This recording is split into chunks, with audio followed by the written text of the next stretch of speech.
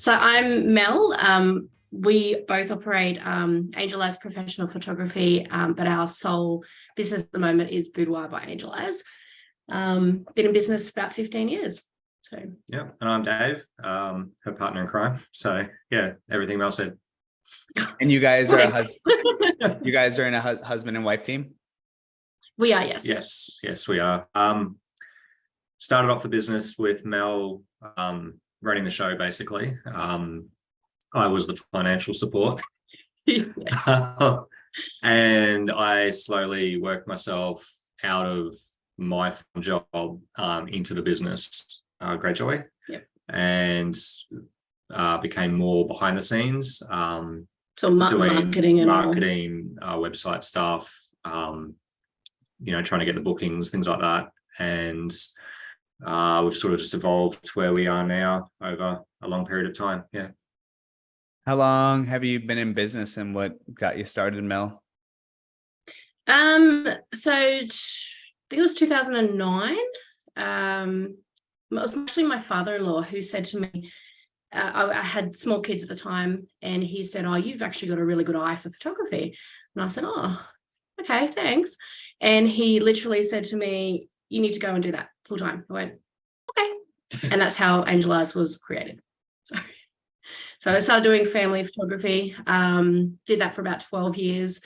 We brought in Dave to do sports, so dramatic light sports photography back in about, I think it was 2018 from memory. Yeah, 17 or 18. And then 2020, we released Boudoir and have been solely Boudoir since then. Okay, so walk me through that. What was business like when you guys did all the other genres? Then how did Boudoir even come about? So I was looking at my figures last night and I'm absolutely astounded at how far we've come. So I was working every weekend. It was every Saturday, every Sunday, about 4 or 5 shoots a day, sorry. So in and out sort of thing. I was burnt out, just nonstop work. And then not getting anything from it. So looking back now, the average sale was $600. And in 2019, so I went back to 2019, which was my profitable year, I did 151 clients and made $93,000. So that's a start. Yeah. Going forward, we introduced Boudoir in 2020, so the year of COVID. That was interesting. And we were still doing family and sports. Average sale for those two genres was still $600. Introduced Boudoir in January of 2020 and instantly sale $2,900. So an average. You said 2,900? 2,900. So went from 600 to 2,900. Yeah. That particular year, families and sports bought in about $53,000. Boudoir bought in 193. So we went from 93,000 in 2019 to 250,000 in 2020. And then going forward, 2021, we did 2 family shoots. That was it. And we brought in 299,000. So for Boudoir, and that was 88 sessions. That was it. 88? And 2022, 88 sessions, yeah, for Boudoir only. And 2022 was solely Boudoir. We did 103 clients and $494,000. So that's our growth. You said 494? 494,000. Yeah. Wow. That is. So in 4 years, we went from 93 to 494. That is a really big jump. And I will say, for us, I've been doing marketing for different studios for a long time now. And like the way I fell into Boudoir might be similar to yours, was that I would market so many different genres: newborn, maternity, Sue Bryce style, glamour, weddings. And while we had success, it wasn't the same level with Boudoir. And like the amount of work it took to get Boudoir clients, the amount of work it took to like create good creatives to get people interested was so much lower. And we could generate so much more on Facebook and video than we could for we can't force people to like have a baby, right? So like a lot of those other ones are like kind of timeline dependent, or they're just not as exciting, where like Boudoir is super exciting. It's like it's, I don't know, it's almost like a new shiny object, and it's really It's easy so much, it's easier. It's so much fun. Yeah. So I how even I got into boudoir is a different story. So I had a client, one of our family clients, who reached out to me and said, "Oh, can you do a boudoir shoot for me?" And I went, "Oh, what?" I had no idea what it was. So that was like a bit of a, let's look into this. So I did some research and I showed Dave and I said to him, "This looks cool. I should do this." And he's like, "Oh, I'm going to with you." So that's how it was created. So we did a lot of education prior to jumping in and releasing, because we wanted to do it right. So that was leading up into, let's say, September 2019, and then we launched in 2020, January 2020. So like these, how did you get your clients like before? Like in 2019, you know, you said you had 151 clients, 93,000. Like, how were you generating clients? You know, what were you doing for marketing? Like, how was your time spent? Fates, so school fates, a lot of hours on the floor doing school fates. This was with the families, Yeah. families and sports. Yeah. We'd be at school fates, like doing market type stall things. And that was that through until probably 2018. And then I went, I'm not doing any more of them. What is that? And then a school fete? School fates, so school expos. Oh, So okay. in Australia, all the schools Yeah. have like shows and everything like that. So you go there and be a stall holder, basically. And the sole way that we did that was giving away a collection. So You run a competition. run a competition. You get leads, and then you offer those leads for Something. a backup prize, you know, a runners up prize type thing. But that being said, a lot of our, I don't know the figures on it, but we had a lot of no sales, if you will. So because we would offer them a thing like free print or something like that, we did get quite a lot of people coming through, doing the photo shoot, and then going, "Oh yeah, no, just the free one, thanks." So yeah, that there was a lot of those, which is very disheartening. Yes. To work your ass off and Get nothing in return. Yeah. We stepped away from the actual in-person expos and did a lot of Facebook ads, and it was the same thing. It was like enter a competition, win this, and then we give them a backup prize, and then hopefully aim to upsell. So it was effective, it worked, but it didn't give you the numbers that you needed. There was always that insecurity. What are they going to buy? Whereas boudoir, I know they're going to buy.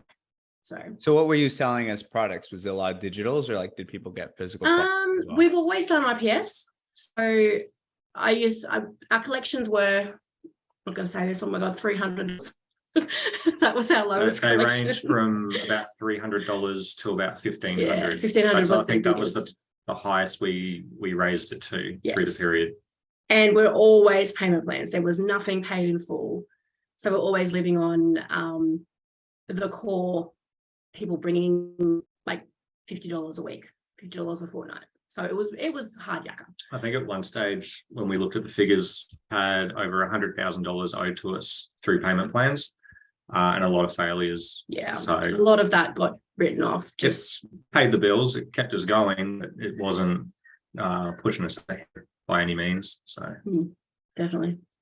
So, you know, 100 or 93,000 is a lot in the industry, like most photographers, just because there's, you know, a low barrier to entry. A lot of people consider themselves professional. Like that's still a very high number.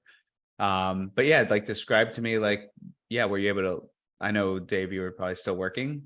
Yeah, full time. So how did that go? Like, what was the transition to like, Boudoir came into the picture, and then how did you start knowing like, okay, this is really going to take off? And you know, I think the figures spoke for themselves. And initially it was like we made some good sales, and you don't know if this is going to be a one-off thing.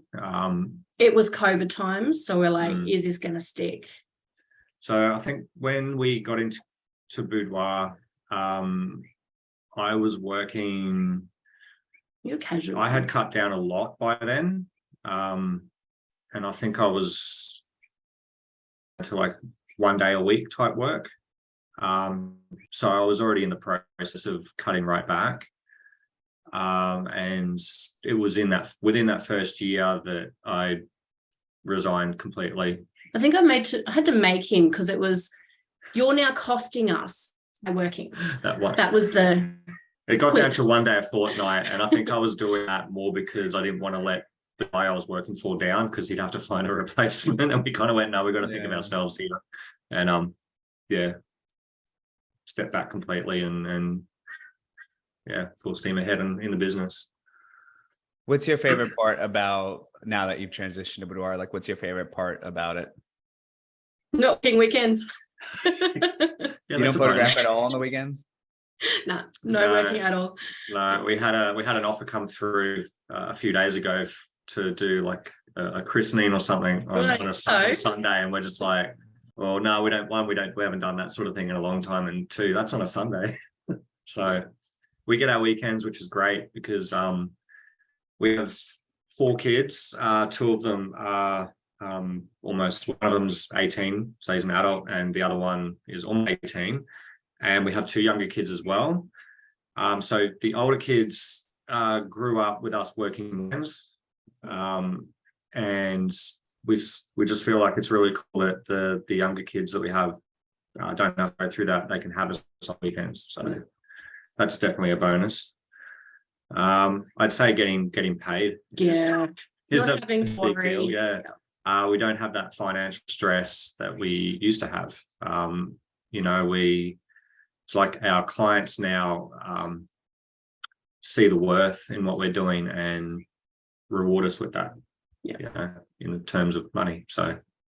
And what has like changed like day to day? Because, some people have like daydream about more money, and it's like, oh, I can get a nicer car. I can, but like day to day, like real life, how has it affected you guys? So we joined the High Rollers Club in March 2020. It was 2 weeks before lockdown happened. We were living at our studio house, and we had some people in that house at the time. So it was very crowded. It was our home that we never thought we'd ever leave. So fast forward to November 21, we bought our dream home. It's got a pool. We just put a fireplace in. It's got a spa coming in the next month. It's got an acre block, a 5-bedroom house. It's our dream home. Then fast forward to right now, we've just purchased an additional investment property. So we had 2 options with our accountant. He said, pay a hell of a lot of tax or buy a property. So we went, okay, let's buy a property. So that's the physical reward that we've achieved just by implementing everything that we've been taught and tweaking things and making it work for us. So I think also just like when we started the business and we shot families, like we were young, 20s. We're still young. We're still young. We're 40. So you don't really think of your future as terms of like, your superannuation, retirement, all that sort of stuff. That stuff's way, way ahead. That's future me problem. And being self-employed, like I've when I was working full time, obviously I had superannuation put away from the employer. It wasn't much, but we've never really been able to do anything for our future. And as we've sort of crept into our 30s, and then our 30s slowly got towards our 40s, it gets a little bit more scary to think, what does our future look like as far as retirement? And like, what do we have behind us? What's our portfolio look like? What's going to happen? And just, in the last few years, being able to get into property and actually put some stuff behind us is very reassuring to know that, we actually have something to fall back on now. So there's a lot of that stress that's gone away. I think also day to day with me, because I was very much in charge of the marketing and getting us the leads to get the work, we'd go through an influx of leads. We'd run a competition or something like that. we'd have a lot of leads. It would be booming. We'd be booking people in, all good. And then it would sort of like die off a lot. And that stress would be like, what's next month going to look like? Yep. How are we going to book out? How are we going to get bookings in so we can keep paying our bills? How are we going to take time off? Whereas now we're in a system where we can actually like, we know that we've got a good system in place that's consistent, and you know, we've got leads, we've got bookings, all the gears are working together properly. So that again, it's stress. We don't have that stress like we used to have of worrying and everything like that. You know, and sometimes it's still there. You're always going to be thinking like, you know, oh, make sure we're ahead. What's next month look like? What's the month after that look like? But you look at the numbers and figures and everything, and it all pans out. So yeah, it's definitely stressful day to day. That would be my overall response to that. And before you guys were doing like the expos, you were running like Facebook ad giveaways. What is bringing stuff in now? Like what makes you guys so comfortable that like leads and bookings, and like what's bringing the consistency? Our group is our pot of gold, to put it simply. That's how we started. So we implemented our Facebook group. I think it's got 2,500 in there, I believe. I haven't checked. Making those connections and talking to people. And then, of course, you've paid advertising. So your Google ads, your Facebook ads, all that sort of stuff. And then when we were confident enough that, when did we switch? Why did we switch? To Humberto. That was around March Last year. Yeah. March, April last year. We're in a position that the leads was constantly coming in and I couldn't keep up with them through Facebook, and I wanted another avenue.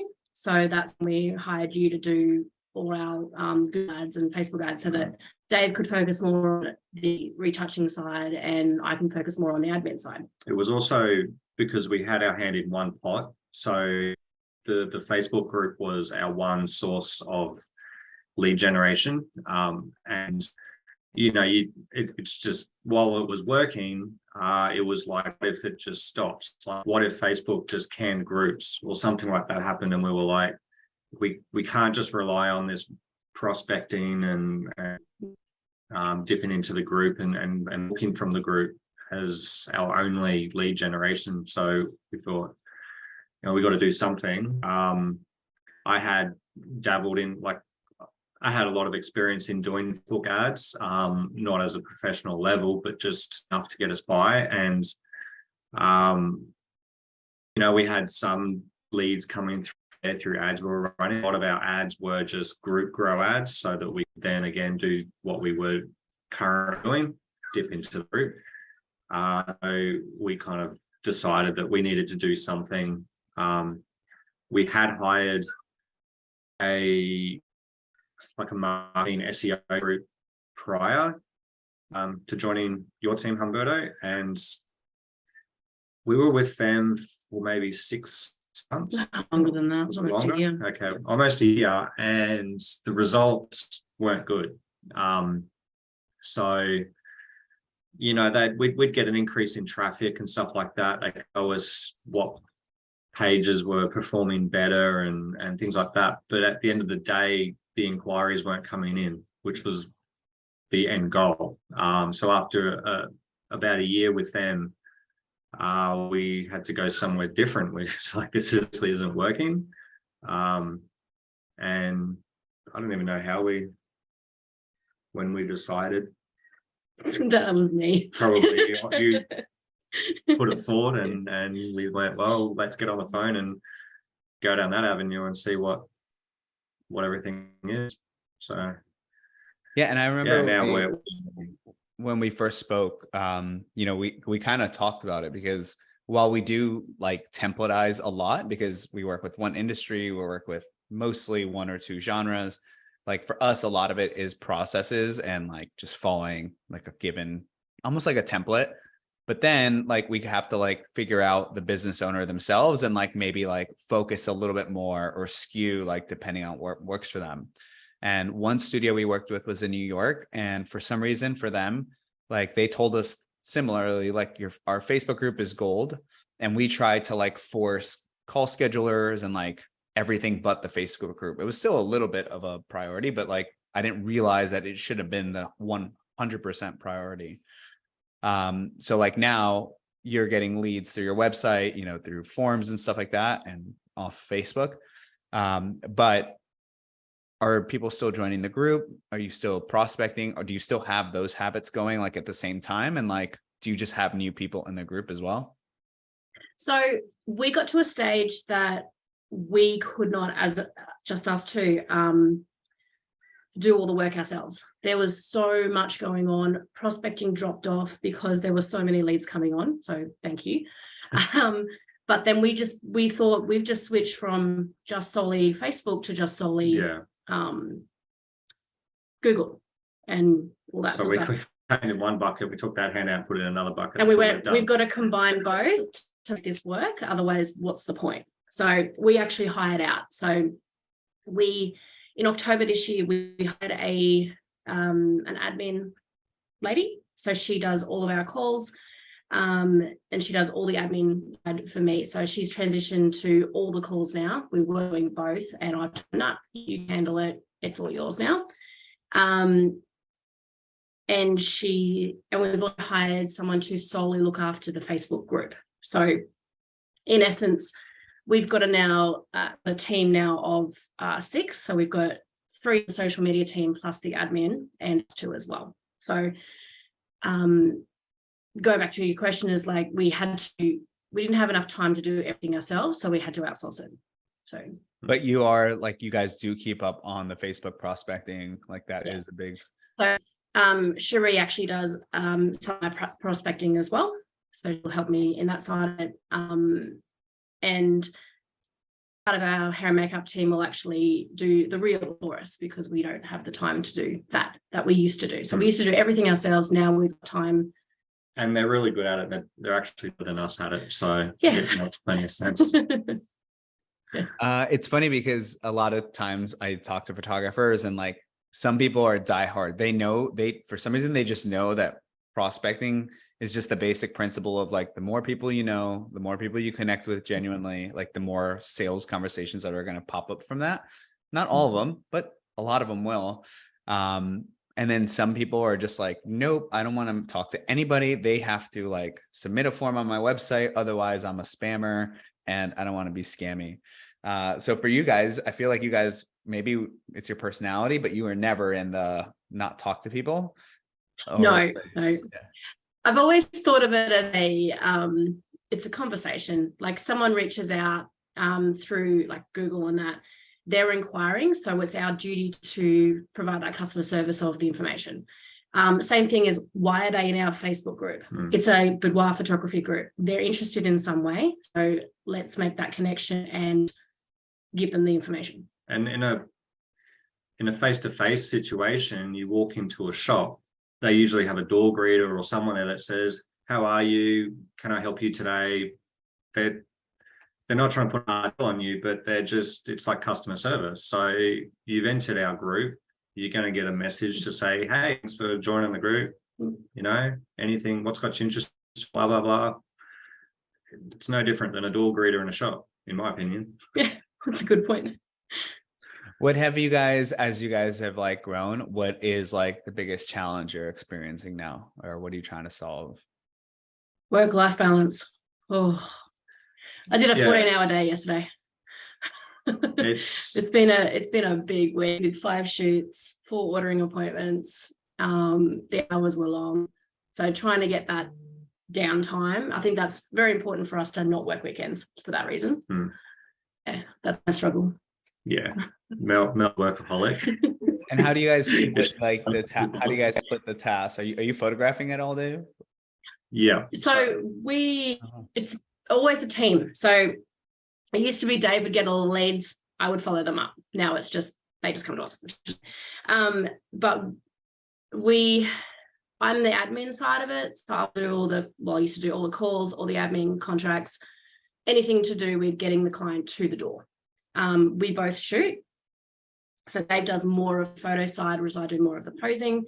Dave will do the retouching. I will do the sales. He'll do the order, and then the order comes back to me for a final proof before he sends off to print, and I send off digitals. So it's a team effort the entire way, start to finish.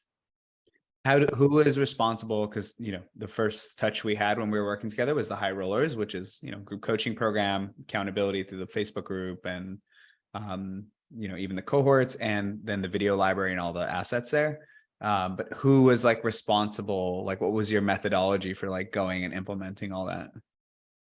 We each had our own parts to play. So I did all the emails.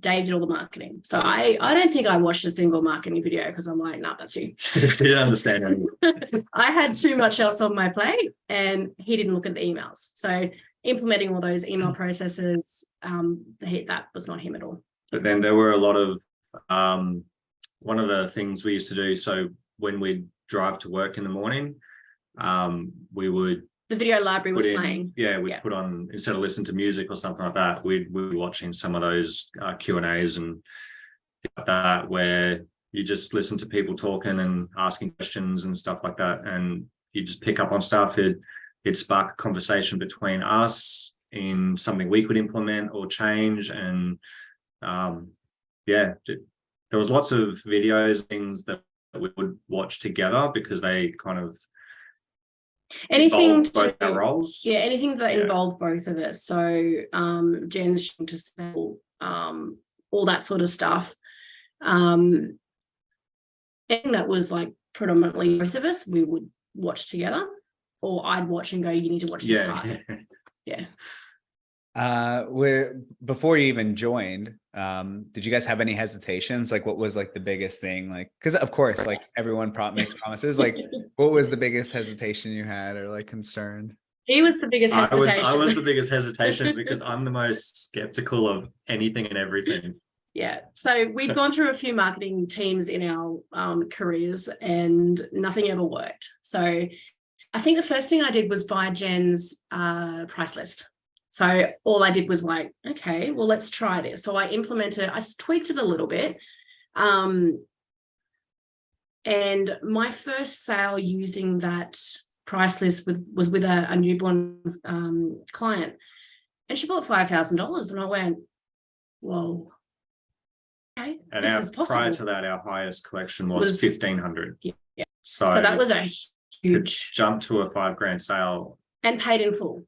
Kind of opened our eyes, and I guess opened my eyes, especially being the skeptical one, to say that, okay, so this actually might work. This may not be full of crap. Like, we had signed up for other marketing things before, even little things like certain ad type where you'd pay a couple $100. And this is going to sort of show you how to do a Facebook ad. You'd get some template, and you'd just be like, well, this doesn't help at all. Like, I could do that myself. It's not relevant, and all this information I already knew anyway. And like, so when Mel got the price list, implemented it, and straight off the bat, we had success with it. That really sort of opened the doors up for us to say, well, we need to do this. He still sat on the fence for a long time. I think I spoke to you, I spoke to Jen, I spoke to Nikki, and I'm like, Dave, come on, we got to do this. And I think I spoke to another friend who was like, I said, this is how much it is, this is what it's going to do. And he's like, well, just do it. I said, can you tell Dave? Because convince him, I'm ready. And then I think it wasn't that long after, I just went, let's just do it. Look, I've made $5,000 already. I think I'd made another couple of $5,000 by then. And I said, all in all, if it doesn't work, we've covered our costs with one sale. Don't stress. So I think that was the justification. I think that's how we justified it was, well, if we can do this price list and we can make that kind of money off a couple of sales, then it's paid for it. Exactly. So the risk wasn't there in his mind. Yeah. And then I just kept reading the testimonials going, yes, let's just do it. Let's just do it. Then we went and got a loan. Right before COVID shut us down. So that was fun. We just went, oh my God, what did we just do? But we made back our investment in session fees prior to even shooting. We came back to shooting in July and we had, I think, 60 clients on the books without even. Yeah, we had leads popping in from prospecting left, right, and center. Because I had the time to sit there and do You video were calls. just doing video calls. Yeah, I was in the process of building one of our studios, and while I was doing that, Mel was in the next room just on the video calls, just booking people in, bang, bang, bang, and it was like, all right, this is good. It's working. Yeah, because I think that we did a model call and that had 5 clients prior to shutting down. So yeah, that's all we had. That's what we had to show. Yeah, that was like a big concern for me and Jen. Actually, it was like a debate, like, should we do the price list? Because the price list is like $7 and then there's some Exactly. upsells. Yeah. And my thought was hoping that I would have stories like yours, like someone's going to be blown away by this. They're going to make their money. And then they're going to be like, yeah, let's buy into the whole system. Where sometimes initially a lot of educators think like, oh, if you give anything away for free, then they're going to steal it and then they're going to run away with it and not steal it. You bought it. But then they're never going to need anything from you again because they like took your secret recipe. And it's like, no, if you put a lot of value into them, then hopefully you gain their trust. So it's really good to hear that. I mean, that was one piece of the pie. So yeah, there's so many other aspects that just grew our business exponentially. Having the time due to COVID shutting down, we were able to implement so much so quickly. So we already had our emails done before we were shooting. Like they were all done. Images that from our first shoot, first 5 shoots were all in there. So we had to redo them again. But we were able to go through, I think we went through about 70% of the course in that time. So that helped. Not juggling anything else. Yeah. So tell me about that, because obviously the price list was a big one. A lot of people don't think that internationally you can sell like that. And I've been on sales calls for, our coaching clients and our like agency clients. And a lot of people have said, Humberto, you don't understand, like in London, no one spends like that. I've even heard people say in Dubai, everyone's cheap and they don't pay for that. So I've heard that about any, insert any city or any country, and people will say that. So what did you guys think about that before you took this price list? Like, did you have the same thought process? Like, that's just an American thing. Yeah, absolutely. Also, we thought sort of population based too. So if you look up the population of an American city compared to an Australian city, we're small. We're tiny, and it's like, well, will it still work when you're advertising everything to such a small audience? And it does. So like at the end of the day, you walk outside or you go for a drive and there's people drive BMWs or Mercedes-Benz past you or a Lexus, and they're not cheap cars, and people still justify and can afford those. They had the option to buy a Toyota. They went for the Lexus. Yeah. People have money for what they want to spend. That's as simple as that. So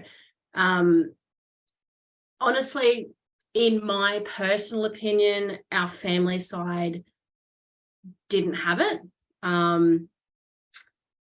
We tried to do I think our clientele knew that we were like, let's give away something. So that's what they were always waiting for. And I think also because the industry is really saturated with upcoming photographers sort of getting their hands on the gear and going, all right, I want to do this.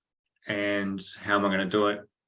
I'll give stuff away and I'll be super, super cheap. And the family photography, I'm not sure what it's like over in the US there, but over here it is absolutely saturated with people doing that. So it becomes a very recognized normal that if you want to go and get photos of your family, you just hit up a photographer or find one that's giving stuff away. And it makes it so much harder for those family photographers to actually make some decent coin.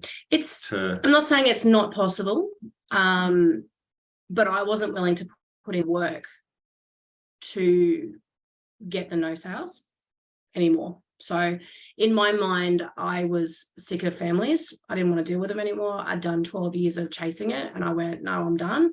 We hired a family photographer to help us. She did like 5 shoots and went, I'm done. And we went, okay, we're closing that side. Yeah. There are definitely photographers in Australia, boudoir photographers specifically, who will charge absolutely nothing. Like it's $150, $350 for everything, just like the family industry. But I think there's a big difference when the confidence of you charging $5,000 as an average sale, as opposed to $350. We have clients who travel 8-9 hours to see us because they know and trust us. They like our work and they go, I'll drive past all those other ones to come and see you. So in essence, it's hard to get, it's not hard to get the high paying clients in boudoir. In family, I wasn't sold, but that was just my personal experience. If that makes sense. There are others that do it, but I think the average sale is only about $2,000. To me, it's also you've got to get over that imposter syndrome going, okay, like I'm going to charge like $5,000, I'm going to charge $8,000 for a collection. So yeah, I know that I need my work to be up to standard. Like I need to make sure that it's top quality, because otherwise I shouldn't be charging those prices. So it does keep you accountable personally and as a business to make sure that your quality is high and your standards are high. So if you're charging ridiculously low prices, then maybe your standard's not very high, maybe not holding yourself to that high standard. And it comes down, obviously with boudoir, a lot of it is about the experience as well. And again, you sort of go, okay, so we're charging these prices. I'm not going to feel right if they're not getting an A grade experience. So yeah, I think it sort of helps you as a business perform better as well to be charging those prices. What was that like the first, like, because I know you said your highest package was 1,500, like to go into a sales session with like, you know, bigger packages. What was that like the first time? Scary. Very scary.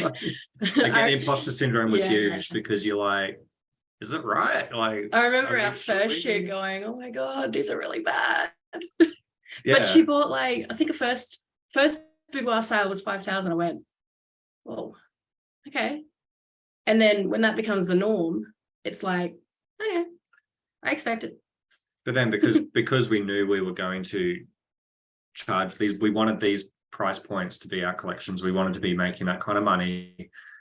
We weren't just going to wing it. We, like Mel said much earlier, that we invested into a lot of training and education with the photography side, the posing, and the editing and stuff like that. So we went, you know, like we can't just wing it and charge these prices. We can't just pick up a camera and start shooting, trying to find angles and what works. Like we need to know what we're doing. We need to know how to pose properly and everything. So yeah, it was definitely scary, and getting over that sort of imposter syndrome was probably the first hurdle, I think, with our own personal confidence as photographers. But I think once we did that, we started to sort of see our worth, and people were showing us that worth. So we were like, you know what, it's okay, it's great. That's awesome. Yeah, that's really cool. And then like after that, you just stuck to that price list and didn't go back? No, we've tweaked it a few times. Oh, but did you keep increasing it, or what did you do? Well, we do have a $13,000 collection in it. I have sold it once. I was very happy when I did that. I sold 4 bombshells this week. So how much is that? $8,000. Holy smokes. Yeah. But tell me about that $13,000 sale. How did that even come about? Because that's well, that was actually the first shoot of the year, and it was a guy. So he was a male stripper wanting to build a portfolio and get out internationally to some stuff, and he wanted everything. And I went, all right, well, the best, easiest way to get everything is this is the price. And he went, okay. So that's as easy as it was. It was yeah, we definitely didn't expect it. We've always been open to shooting men, but when you put your ads out there, in our experience, when we put ads out there and that, we just get creepy guys being weirdos. So we sort of went, well, let's just keep pushing what is working for us. And yeah, out of the blue, a legitimate guy who wants photos and wants to spend money for them. So yeah. So a few tweaks that we made to Jen's pricing. I think our minimum investment was $750. That gave them 5 printed images. That is still a little bit of our hook when we talk to people on the phone. Then we jump up to $2,000. That gives 10 digital files and a box of prints. So there's no albums or anything like that. Then we went 3,500, 5,000, 8,000. That's where we stopped. Then I sold one loss leader and I went, right, that's got to come off the menu. I don't want to advertise it. So it got removed to like the little bits of extra stuff. it went into the price list. Yeah, where not you the spend collections.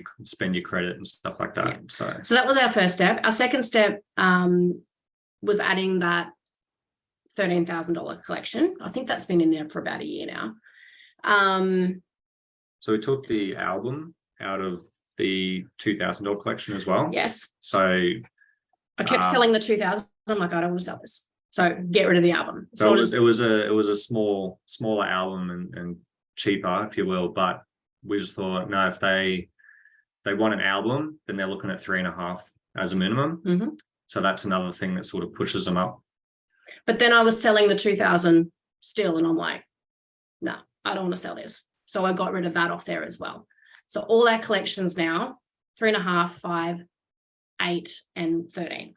So they're all on. We have little booklets. I don't have one here. And I open them up in our at the shoot, and I show them these are our most popular collections. And there's 4 on one page, and the 2 middle ones are the 8,000 and the 5,000. And I say these are the most popular. This is the reason why. So our bombshell is the only one, and the 8,000 and the 13,000 are the only ones that actually have color and black and white in their collections. The Vixen and the Sirens, the 5,000 and the 3.5, have only got per image. So you either get color, black and white, or if you want to get both, you have to pay for them. So this week, all of my clients have gone, well, I'm up in the goddess, so the 13. And so I say to them, you're in the goddess now. The easiest option for you is if you wanted to stay there, you can get all them, no problem. But I don't force it. It's more of the easiest option is to go down to your bombshell. You're only got to take out a certain amount of images. And so, for example, yesterday's client, she had 147 images sitting in her yes pile when she started. And essentially it was only 78 individual images. So in order for her to keep to get the bombshell, she only had to take out 8 images. Yes, 78, because that's 70. How many photos are you showing? Average, it's anywhere from 100 to 130 individual images, but we sell the black and whites and colors as separates. So they're doubled. Most of the time they'll choose one or the other. Sometimes they'll double up, and in an order where you might have 50 images selected, they might have 4 or 5 of those images as doubles. So color, so you've and actually black got and 10 images being sold where they were 5. Yeah. So yesterday's client, I said, well, you can either get rid of 100 images to get down to the Vixen, which is what she wanted, or you can take out 8. And she went, I'll take out 8. That's easier.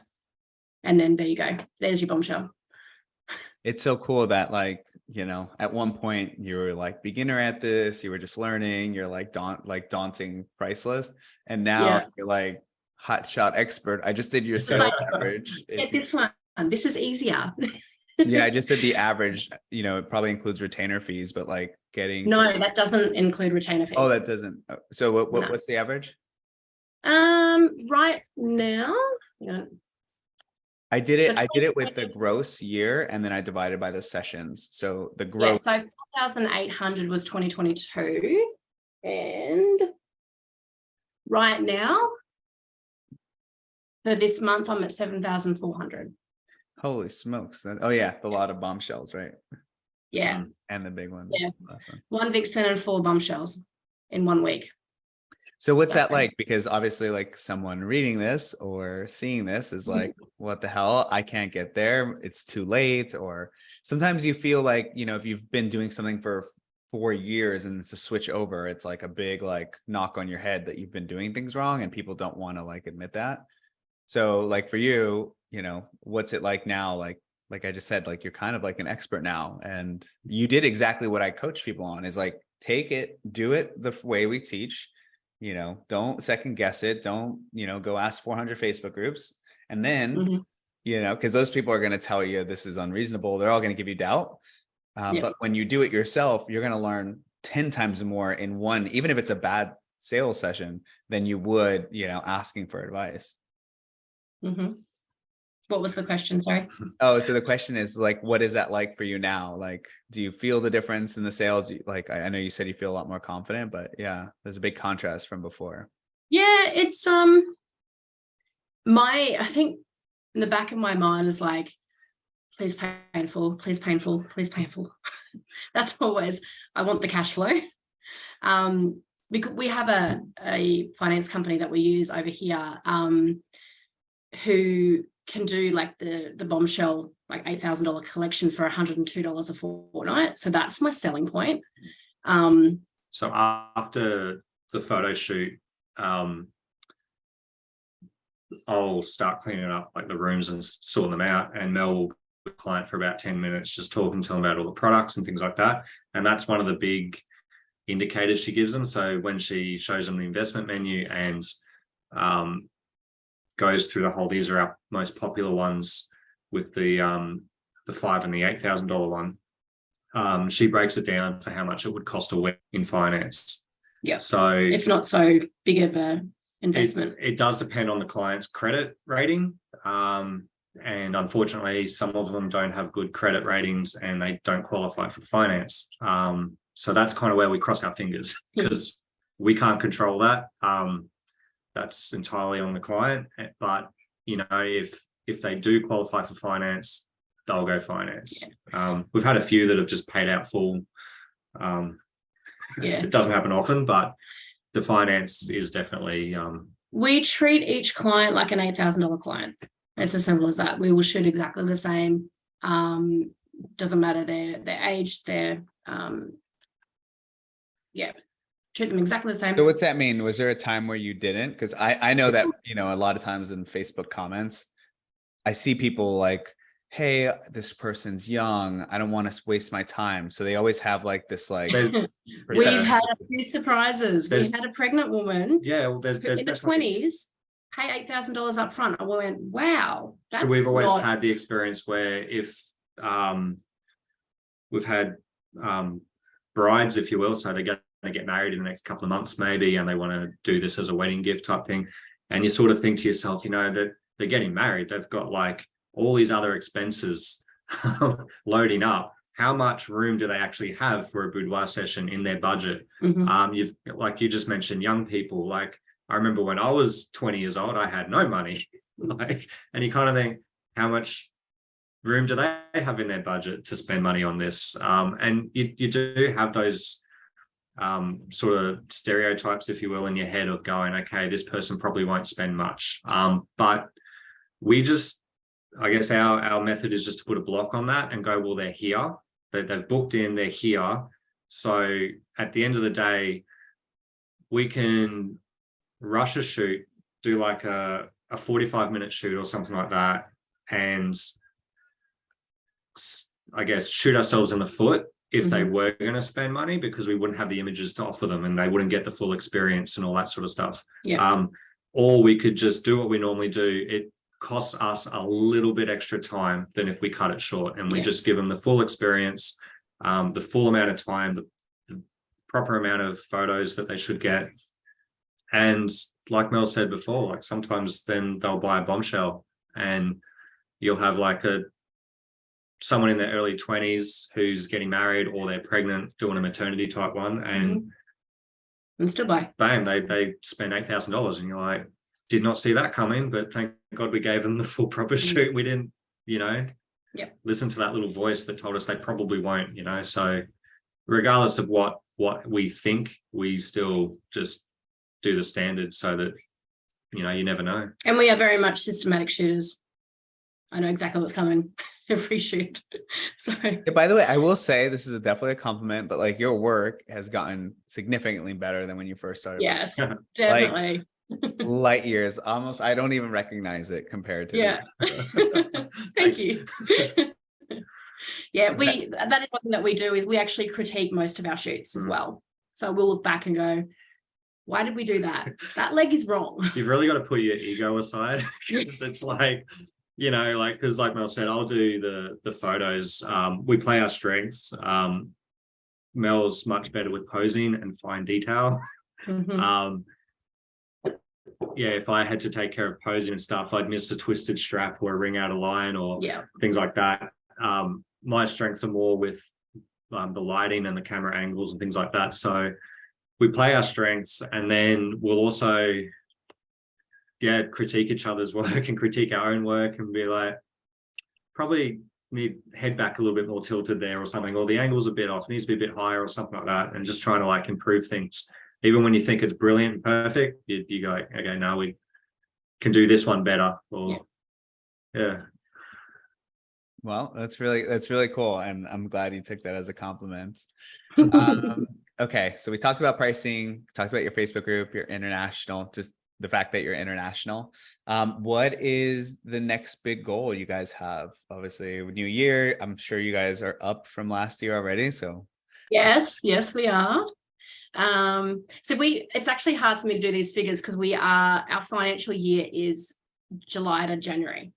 So no, July to June. Sorry, July to June. Oh, yeah. okay. That'd be a short financial year, damn. So from July to February, we've actually done $392,000. So that's in what? 7 months? Yeah. Our goal this financial year is to try and get to that 650. Yeah, that's our stretch goal. I want to crack that 500. That's my. We'll crack the 500 easy. So, 650 is where it at. Yeah. So let's say, you know, that is a like I describe that as being like a goal that is like an end state. Do you guys have any goals for like your habits, like anything you guys are trying to like implement, any like habits you're trying to like take on, new things, and you know, for employees? Our ultimate goal is to, at the moment, we travel an hour to our studio because we moved an hour away. We would like to build a studio out here where we are, so that we can actually have the associate photographers, weekend work, all that sort of stuff that we don't actually physically have to do. So ideally, I'd like to be shooting 2 to 3 times max, and then retire and all that sort of stuff. But we can't do that at our current studio because our son currently lives there. So. And the house just isn't big enough for it. Yeah. Whereas, a big goal of ours for the future is to purchase a property where we can look at that property and go, this will be turned into a studio, the whole house, like multiple rooms, multiple sets and stuff like that. Like so much more potential than we have now. Yeah. Not that we don't have much potential now where we're at. We sort of looked at it and went, you know, like, we're pretty lucky with the studio we have. We've got 3 sort of sets, 3 big rooms that we use,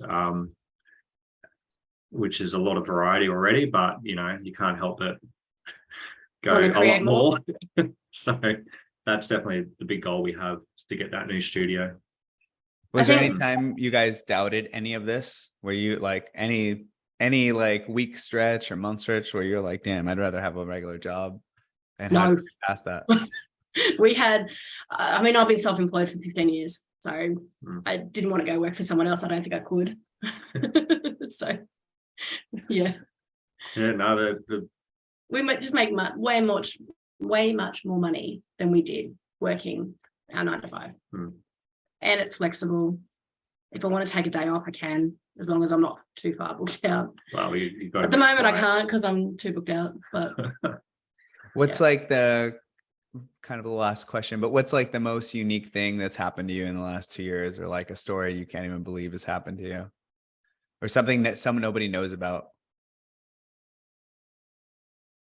Oh, I don't know. Well, I was just gonna say, like we're still going through the hideous process of getting that investment property. But so we're at our studio. So we had the studio and we live there as well. We purchased the house we're in now. So now we have 2 properties under our belt, and now we get a 3rd property. And we sort of just every now and then, even now, we just sort of look at each other and go, we want investment property. what the hell? Like, is this real? Like, when did we get in a position where we could actually have investment properties under us? And it's just still a little surreal to think that that's how it is, you know. Short time as well. Do you guys, I will ask, I've worked with people that have like done crazy years, right? They've kind of like you, they like maybe made a couple 6 figures, low 6 figures. And then like the next year they're making like a huge amount, like 400, 500,000.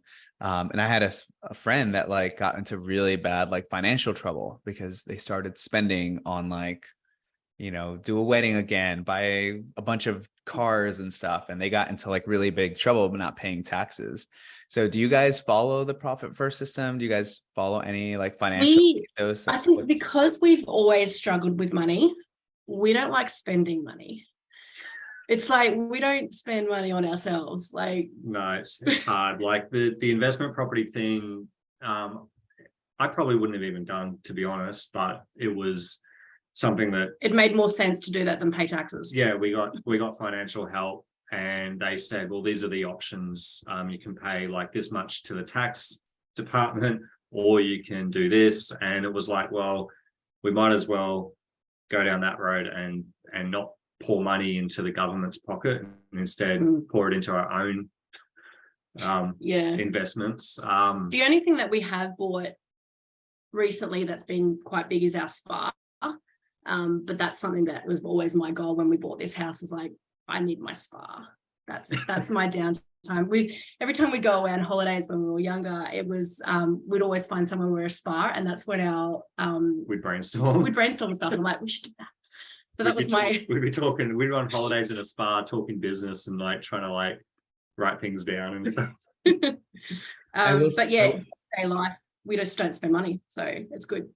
Well, that helps. Yeah, I'll still go to the shops to buy like a shirt and go, oh, $25 for this shirt. Is that, oh, I don't know. And you just like, I know I can afford it, but there's that mental block you still have from being very tight with money it's still there. So well, it's a responsible habit to have. I like that habit. Don't spend money.